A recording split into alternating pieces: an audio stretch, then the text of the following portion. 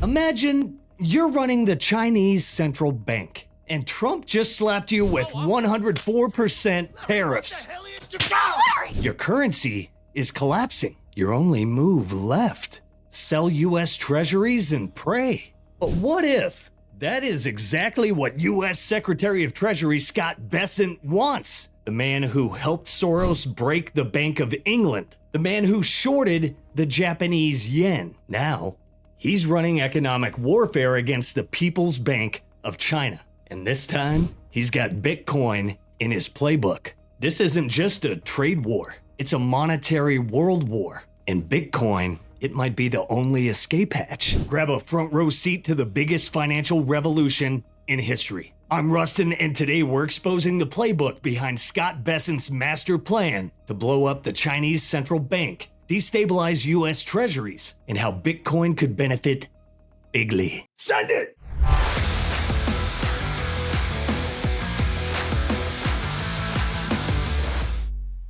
Good, thank you.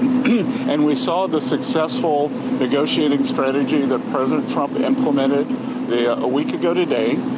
It has brought more than 75 countries forward to negotiate. It took great courage for him to stay the course until this moment. And what we have ended up with here, as I told everyone a week ago, in this very spot, do not retaliate, and you will be rewarded. So every country in the world who wants to come and negotiate, we are willing to hear you. We're going to go down to a 10% baseline tariff for them, and China will be raised to 125 due to their insistence on escalation. Now, who is Scott Bessent? Let's rewind to 1992. George Soros becomes a financial legend by breaking the Bank of England. But few people know the name Scott Bessent, Soros' right-hand man in London. Bessent was the one who spotted the fatal flaw. 90% of UK mortgages tied to overnight rates. Britain was in a recession, and the Bank of England was forced to keep rates high to defend the pound. That contradiction cracked the pound's peg to the ERM, and the Soros-Bessent trade made $1 billion in a day. Fast forward to the early 2000s. Bessent helps execute another monster trade, shorting the Japanese yen. Now in 2025, he's back, but this time, he's the US Treasury Secretary, and his target, the People's Bank of China. You want to sell to Americans, you got to make it in America. Sure, or pay the tariff. So how is China as a nation going to, I mean, this is such a big challenge. It's directly in their face. It's about every country on the globe, but it's really more than any other country about China, I think it's fair to say. How are they going to respond? What's their retaliation look like? Well, I don't know if they can retaliate for a couple of reasons. If you look at the history, and I used to teach economic history, and when you look at the history, we are the debtor nation. Yes. We have the trade deficits. The surplus nation is in the weaker position because the Chinese business model, and Tucker, by the way, the Chinese business model and the economy are the most unbalanced, imbalanced in the history of the modern world. We've never seen anything like this in terms of their export level relative to their GDP, relative to their population. So I think it is going to be very difficult for them to try to change the model. They're in a deflationary recession/depression right now. They're trying to export their way out of it, and we can't let them do that. But I think that when you think the Chinese manufacturing system is like that old Disney movie with the brooms carrying the buckets. Yeah. There's nothing you can do. Like, that's their business model. It's not going to stop. Now, what could happen if you were to say, Scott, what's the dream scenario? That somehow there could be a deal where the U.S. and China, we want more manufacturing, which would mean a smaller part of the economy's consumption. The Chinese have this imbalanced economy with too much manufacturing, and actually the Chinese consumers really get the short end of the stick. So Chinese households, they're called in what's called the middle income trap. That could we do something together to say, okay, you rebalance you consume more, manufacture less. We are going to consume less and manufacture more, and we'll be military rivals. There'll still be an economic rivalry, but we're going to level the playing field by a lot. Now, that's not going to happen tomorrow. That's not going to happen in a month, but over the next few years, they may have to come around because I think their business model is broken. I think President Trump's broken their business model with these tariffs. So you're describing, the famous scenario where if you take a bank loan, the bank is in charge. They can repossess whatever you borrowed against. But if you take a big enough loan, you're kind of in charge of the bank. Exactly. And they've just got such a big deficit with us that they need our markets. They can't survive with that.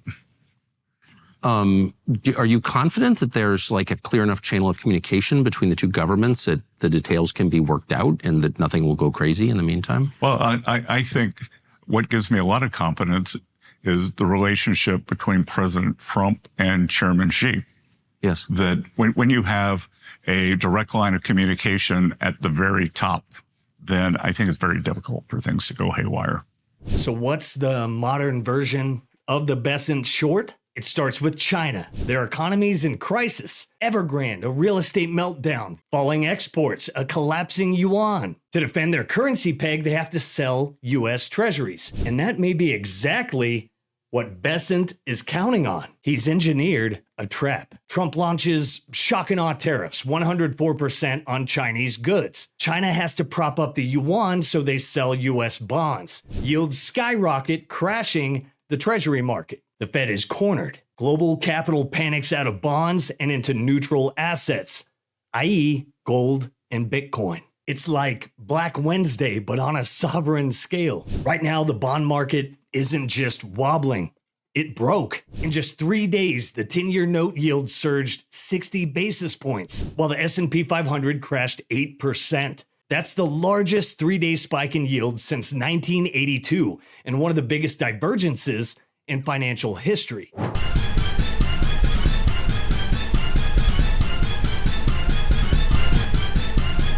Something snapped, and it happened fast. Between 7 p.m. and midnight, the 10-year surged another 25 basis points. The 30-year popped over 5%, even as futures collapsed. This is not normal. In a recessionary environment, bond yields should fall as investors seek safety, but they're rising fast.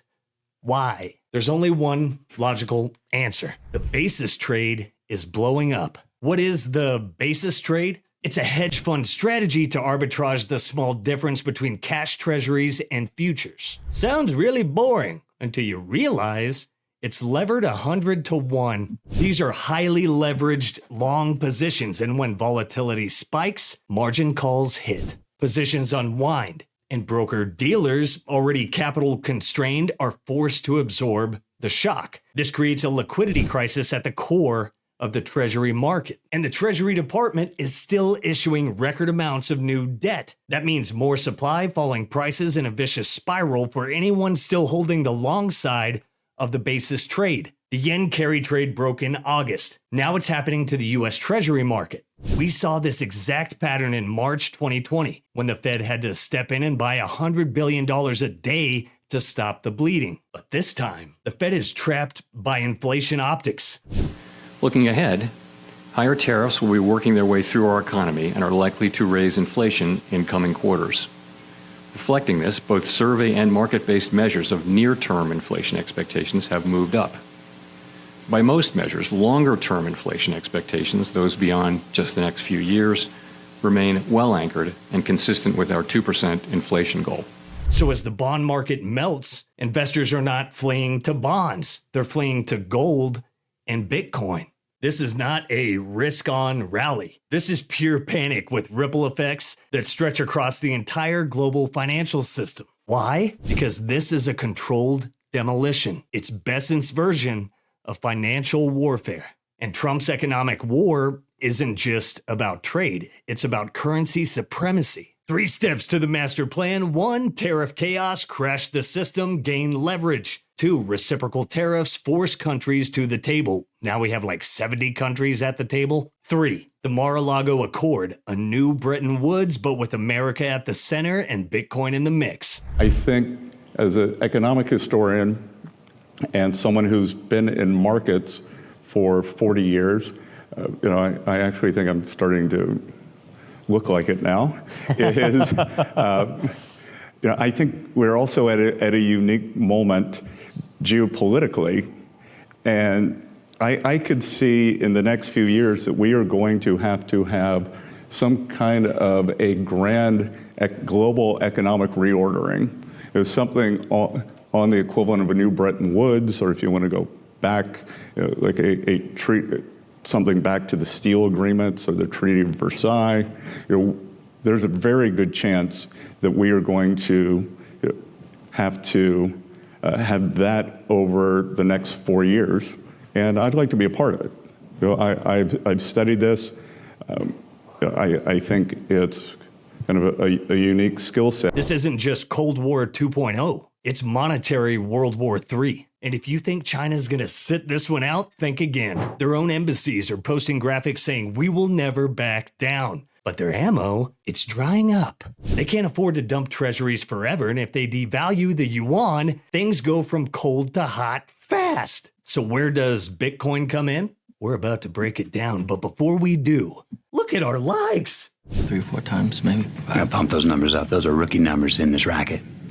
Hey, don't forget to like, subscribe, and give us a pamp while we take a moment to shout out our sponsors that are powering this show. The world is in chaos. Self-custody has never been more important, and self-custody is freedom. It is the revolution, and over at the Bitcoin Way, they will help you on your Bitcoin journey from start to finish. How to run a node, how to take self-custody, what wallet or signing device is best for you and your needs, how do you get your privacy and cybersecurity in check. Head over to the Bitcoin Way and begin your journey toward Bitcoin sovereignty today. If you're looking to get started, you can set up a free 30-minute consultation using that link in the show notes. Are you absolutely sick of explaining why taxation and money printing are theft to people who just don't care? With the Orange Pill app, you can stack friends who stack sats. It's the ultimate hub to connect with fellow Bitcoiners, find meetups, and discover every Bitcoin conference happening near you and across the country. And just in, the Orange Pill app Lightning Wallet is live. Send and receive Bitcoin at the speed of lightning. No setup, no limits, just pure sats and freedom. Zap to usernames, lightning URLs, lightning addresses. Bitcoin is just better with friends, and now you can zap them instantly all in one app. What are you waiting for? Download the Orange Pill app today and start meeting your laser-eyed brothers and sisters in the real world. And who knows, the connections you make could last a lifetime. Big finish time. All right, guys, look at the pressure building. Sovereign debt is cracking. U.S. Treasuries are losing safe haven status. Fiat currency pegs are under attack. And what stands alone? Bitcoin. It's uncensorable, uninflatable, and unstoppable. There has been this saying that if you have things that are liquid and you need to give it up, then you would sell. But you did not see liquid selling of Bitcoin as drastically this time around.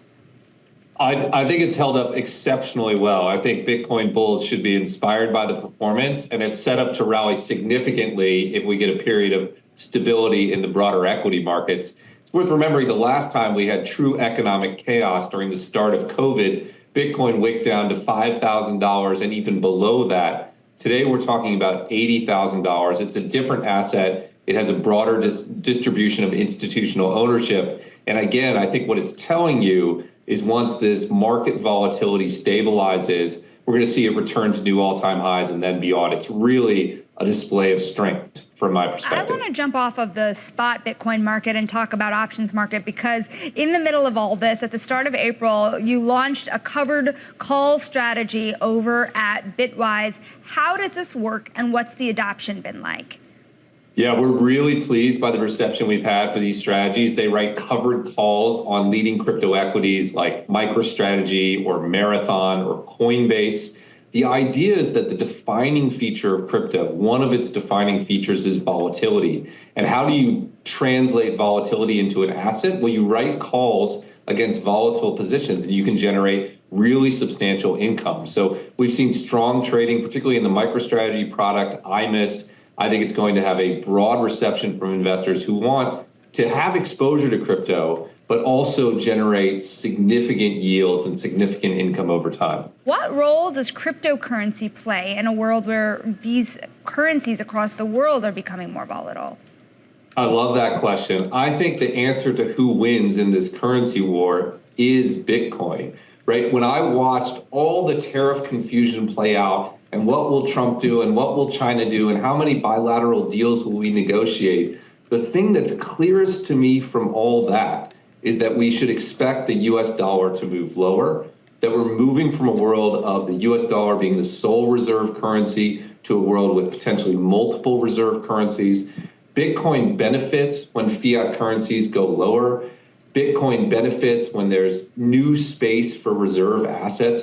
I think it's the cleanest investment response to the chaos and confusion we're seeing from this tariffs, specifically because it's the hedge against fiat currency debasement. And I think we're setting up for that in the US, in China, in Europe, and around the world. As fiat systems get cornered, Bitcoin becomes the global collateral of last resort. You can't tariff it, you can't print it, and you can't stop it. And we're watching it play out in real time. Sovereigns are buying, ETFs are stacking, and the game is changing. You are not watching a normal market cycle. You're watching a new monetary order being born. China's being forced to sell their future to defend the present. And Bitcoin, it's quietly becoming the escape hatch for anyone paying attention. This is a once-in-a-century global collateral realignment. US Treasuries are losing their crown. Fiat currencies are cracking under pressure, and Bitcoin is stepping into the power vacuum. We are watching the empires shift.